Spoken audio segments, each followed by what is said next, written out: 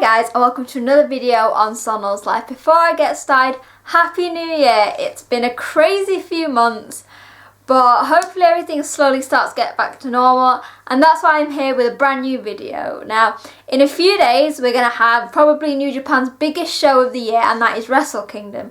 Just like last year, it's over 2 nights, and I thought, well, what is it without me previewing it? So I'm looking at each of the matches over the 2 nights and my predictions, which probably if you follow this channel you'll notice not very well. Now, there's been a capped capacity because of obviously the COVID rates, but it's still going to be an amazing show. There's an amazing card across the 2 nights, and let's get started with night 1. So on Monday, on January the 4th, we are starting with this big New Japan Rambo. Now, it's a little bit weird and inconspicuous. Nobody really knows what it's going to be like. In the past, we've had never 6-man gauntlets. We've had Royal Rumbles. This one is going to be for the King of Pro Wrestling title. So basically, I think it's just going to be all the guys who didn't get onto the main card. They're all going to take part, and the final 4 are going to be part of a big 4-way match on the next night for the King of Pro Wrestling title. I've said this time and time again. The King of Pro Wrestling title is one of the most unpredictable. And I mean, if Toru Yano is not in that, if he does not get to the final again, I will riot. Guys that I can sort of expect to be in there: Minoru Suzuki, Ishii, Goto. Basically anyone that's not on the card, who won't be on the card either night, is going to be in this. You're probably going to have juniors, heavyweights. You might see Bushi, Doki. If Doki's in there, Doki's going to win for me. Probably not, but you get my gist. I don't really know how it's going to work. They've not said much about it, but it's going to be a great way to open the show, and I like things like this. It's nice and light-hearted, and it's for the King of Pro Wrestling title, so you can't go wrong. The first match of the night is really exciting, the one that opens the main card, and that is Hiromu Takahashi versus El Phantasmo. Now obviously Hiromu won the Best of Super Junior and El Phantasmo won the Super J Cup. Now this match is going to be great. It's basically the two are going to fight it out to see who gets a shot at the IWGP Junior Heavyweight Champion on the second night. Now it's interesting because you've got Hiromu, who has so much history with Ishimori, and then El Phantasmo, who is not only his faction mate but his tag team member. So that's going to be interesting. Also, if you think about it, both guys' styles are very similar but very different. Since Phantasmo joined the Bullet Club, he's adapted his style. However, at the core, Hiromu and El Phantasmo are nutters when it comes to the ring. They will fly high. El Phantasmo will walk the ropes. Hiromu will not care about anyone's safety. And you can imagine that this is going to be a crazy match. And I think I'd want to see Hiromu versus Ishimori. I know we've seen it before, but I think with all these rumblings in Bullet Club, I don't think having Ishimori versus El Phantasmo is going to do anything but add to this civil war that I don't want in Bullet Club. I think it's going to be an amazing way. Some people say, oh, well, shouldn't it be higher? I think with a card like Wrestle Kingdom, you want to be first or you want to be last. You don't want to be in the middle, and I really hope that this is going to set the scene for it. They're going to show not only that the juniors are amazing, but it's going to be a great card. The next match we have is for the IWGP Heavyweight Tag Championship, and that is my boys Dangerous Tekkers, Taichi and Zack Sabre Jr. versus Gorillas of Destiny, Tama Tonga and Tangaloa. Now, it's been a massive thing. GOD are 6-time heavyweight champions, but have never won World Tag League until now. Dangerous Tekkers are a fairly new team in the grand scheme of things, only about a year or 2, but have massively changed the scope of the tag team division, which some thought was quite stale. I personally love Taichi and Zack Sabre Jr. as a team. They're like an old married couple together. Their styles are so different, so you've got submission style from Zack and a strength from Taichi, and it's similar to GOD. You've got Tama's athleticism and Tangaloa's power. And I think even though they're both heel teams, I think they complement each other really well. And I think going into this, Dangerous Tekkers are actually the baby faces if you think about it, because you know what, you can't hate Zack Sabre Jr. and Taichi. Even if you hate him, you've got to respect him, especially now. Will there be cheating? So I know that Zack and Taichi probably won't have anyone. GOD will have Jado, and that is going to be a big thing. That is going to be a big influence on the match. However, I really hope we do get to see some genuine wrestling, because all 4 guys are absolutely amazing. And my prediction, it has to be Dangerous Tekkers. I mean, I love them so much, and I think they've really elevated the tag division the last few months. The next match is one of the first special singles matches between Hiroshi Tanahashi and the Great Okan. This is one of the matches which I don't really know what to expect. Tana's always been known to prop up returning young lions. We saw it with JY. We've seen it in the past as well. This one's a bit different. There's no titles on the line, and there's almost been like a bigger build up to this. We've seen in the past few weeks that the Empire, which is obviously Okan's stable with Will Ospreay, has been targeting Tanahashi's weak knee and sort of portraying Tanahashi as very weak, which is kind of odd.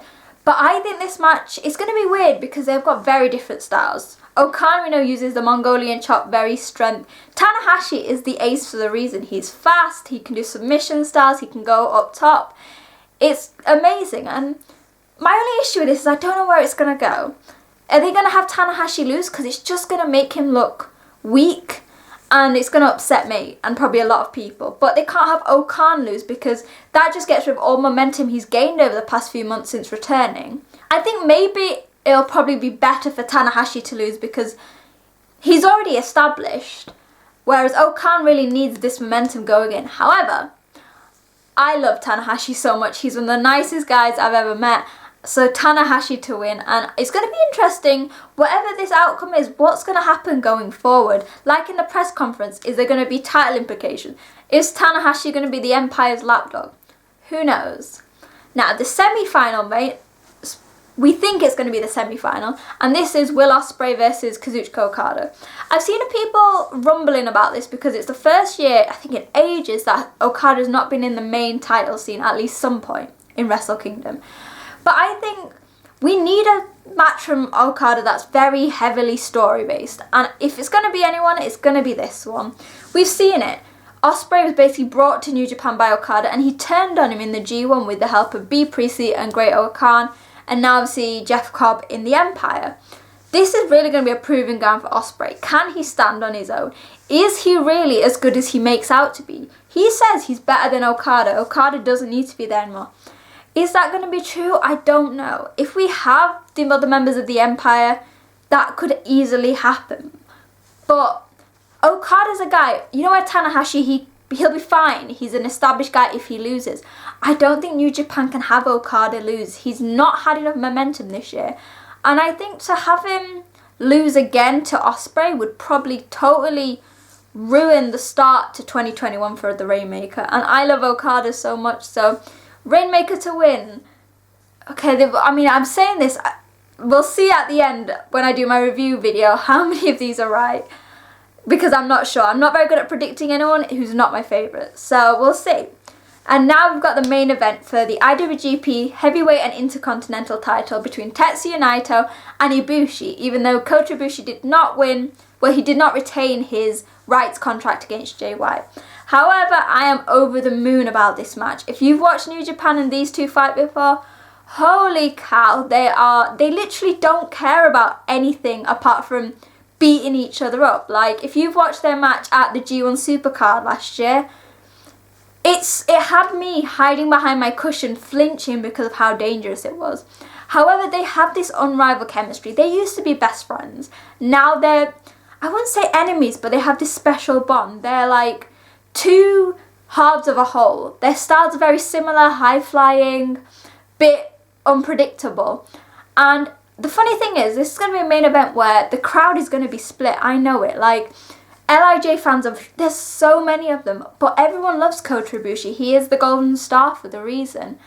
And I think no matter what happens, obviously it's going to have big implications for the second night, which I'll talk about. But I think it's just going to be a great match for people to watch. And personally, I think it might be Naito winning this, just because if you hear my predictions for the next night, you'll sort of understand. Now, that's basically just night one in a nutshell. I could go into it a bit deeper, but we could be here like pretty much for an hour. It's a great card. There's a mix of special matches and title matches, and I think it's going to be a nice bit of light and shade between it all. So yeah, that's night one. Right, now we're on to night two. Now obviously we've got two dark matches, which hopefully we get to see, but I'm not sure. It is the Stardom exhibition matches. Now, I can't really go through these because I hate to say it, like, I don't really know much about Stardom. But I know last year they killed it. Like, I've heard from people that it was amazing, so I know that it's going to be the same, and who knows, maybe we'll get to see it. I really hope so, because I'd love to start getting into Stardom like I have with Tokyo Joshi. Now, from the main actual card, we've got the King of Pro Wrestling 2021 match. So like I said on the first night, we've got that big Rambo with probably everybody under the sun thrown into it. This is going to be the final four. Like I said, I don't know what it's going to be. Is it going to be a traditional four-way? Are they going to have some random stipulations? It's one of those matches that you can't predict it, and like I said, it's always nice to have something a bit light-hearted to start the show. And my predictions, hopefully, Toru Yano, Doki, Bushi and Minoru Suzuki. It's a very random lineup, but that's what I want. Who's going to win? I'd love Yano to keep it, but I think Suzuki could make it a very different title to what Yano has. So we'll have to see with that. The second match is for the IWGP Junior Heavyweight Tag Championships, and that is between Suzuki-gun's champions, El Desperado and Yoshinobu Kanemaru. And I never remember the name, but the team of Taguchi and Wato. Now, we've seen this build up. This has been building up since Jingu, when Wato had this feud with Kanemaru. It's going to be a very interesting match. We've got your pure baby faces and your pure heels. Pure heels, who are, by the way, are absolutely amazing and have had, I think, the longest single reign as IWGP Tag Junior Champions in the history of the belts. So it's going to be weird. I personally see like the dynamics going to happen. It's going to be the heels versus the baby faces. So Kanemaru and Despy are going to use whatever tactics they can. Maybe we'll see some arse from Taguchi. No arse, please. We'll get to see Wato and how much he's really improved. Like, I know people have their issues with Wato, maybe how he debuted again after his excursion, but I personally think it's going to be a great match. Suzuki different to Bullet Club. They'll cheat, but at the end of the day, they are very good athletes, and that will not be the basis of their match. So you guys know how much I love El Desperado, and I love Yoshinobu Kanemaru so much, so I really hope that they win. I think after the history of this belt, we need a consistent champion, and who is better than Suzuki-gun? We're into like the sort of bigger matches, which, not to say because I love the tag championships, but we have got the never openweight title, Shingo versus Jeff Cobb. Now, this is an interesting one. I've said this before. If this happened last year, it would be a really nice, friendly, but very intense match between two great guys. Since Jeff Cobb joined the Empire, I really hope this is going to be a proper never match that we've seen in the past from Shingo, you know, with the likes of Suzuki, Sho, his matches with Ishii. I really think that if Shingo retains as I want him to, the never title can really be elevated to maybe, well, higher than it's ever done. It's normally been just that title put in the corner, and I really think this could be the time for it to shine. It's still going to be a match between two heavy big men, but we've got to make sure, we've got to remember the Empire are going to be there. So unless Shingo wants Bushi out there, which has helped in the past, I don't know what's going to happen. But yeah, Shingo for the win, just because I think he can do more to elevate this title. The next match is a special singles match between former tag team members, Evil versus Sanada. I don't know if I'm excited for this. I've been getting very bored with Evil lately with Dick Togo, but I love Sanada. I think this might be a match which is just sort of in the middle. It's a nice bit of storytelling, and like they said in the press conference, if Sanada wins, isn't he sure a title shot? He beat Naito, and I think it might just maybe be a little filler. I couldn't say that right, but I think if Sanada can really bring the best out of Evil as they did as a pair, this could be a match that surprises people, and people might go, instead of, oh, that was just a boring match, this is actually a great match between two guys who can wrestle. And I mean, people have had issues with Evil, but I do think he is a fairly decent wrestler, and we shouldn't underestimate how good their chemistry was as a team and how that will relate to them as opponents. Now we're on to the top two matches of the night. The first one is for the IWGP Junior Heavyweight Championship. Now we know Taiji Ishimori is going in as champion, and his opponent is unknown because obviously we're going to find out between Hiromu and El Phantasmo. Now I've said this, I personally want it to be Hiromu just because I don't think we're ready for two tag team, and well, we've had two former tag team members fighting in the match before. I don't think we need it again. However, Taiji Ishimori has sort of been pushed to the background of the junior division, even though he's champion, by the likes of Hiromu. El Desperado in his comments during the World Super Junior basically saying Ishimori doesn't have the star quality to main event, obviously referring to the fact that Hiromu was main eventing pretty much every show. I think this is a chance for Ishimori to really shine, and I really hope like he retains, even if it's against Hiromu, because I think he's an amazing wrestler. He is a junior heavyweight veteran, and I just think people don't give him the recognition he deserves. This match, whatever the opponent is, going to be high-flying, powerful, strong, dynamic, and it has the possibility to probably be one of the matches of the night, and that's saying a lot because it is a stacked card on night 2. But yeah, if Hiromu wins, I'll be fine with it. I can't see El Fantasma winning yet just because of like the whole COVID thing, and I think he's not as established in Japan yet to hold that title. But it's going to be another amazing match showcasing junior heavyweight talent. And finally, we've got the main event of night 2. Like the match with Ishimori, we don't know who is going to be challenging the person, but we know that one guy who's going to definitely be in it is Jay White, and you know how much I love Jay White. When he beat Ibushi for the contract, I was over the moon knowing that he was going to main event Wrestle Kingdom, and I think it's the perfect spot for him. He's a heel. We're going to end the night with a proper heel versus babyface, no matter who wins. Now, I said that Naito was going to win on night 1 because I personally think after building him up so much, they're not going to have Jay lose again. He had a really short run with the IWGP Heavyweight title back last year when I think it was only about a month and a half.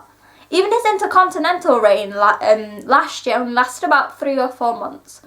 This is Jay White's time to shine. He is, and I've said this, probably one of the best heels in professional wrestling. I've met him a few times. He's an amazing guy, and I just think people don't understand that as well as being a great heel, he's actually a really good wrestler. Obviously, I've said Naito versus Jay. I would love to see Ibushi versus Jay as well. Jay's the kind of guy who can have amazing matches with anyone, even if you've seen it time and time again. So whatever happens, it's going to be a great match. Gator's going to get involved, but that's not going to be an issue for me for some reason. And Jay's going to go out as double champion. That's literally what I want. And I think if my predictions are right, or if they're all wrong, I want at least this one to be right, because I'll be repping my Switchblade t-shirt, and I want to be at the end, I want to be like, ooh, Jay! Because honestly, I've been a Jay White fan since I started watching New Japan, and I think it'd be a great way to end the night. The fans might not be happy, but it'll really set up a nice precedent for the rest of the year, and especially New Year's Dash. Now, I know I seem like I've said a lot. It's 2 massively stacked cards, which is going to be followed by New Year's Dash.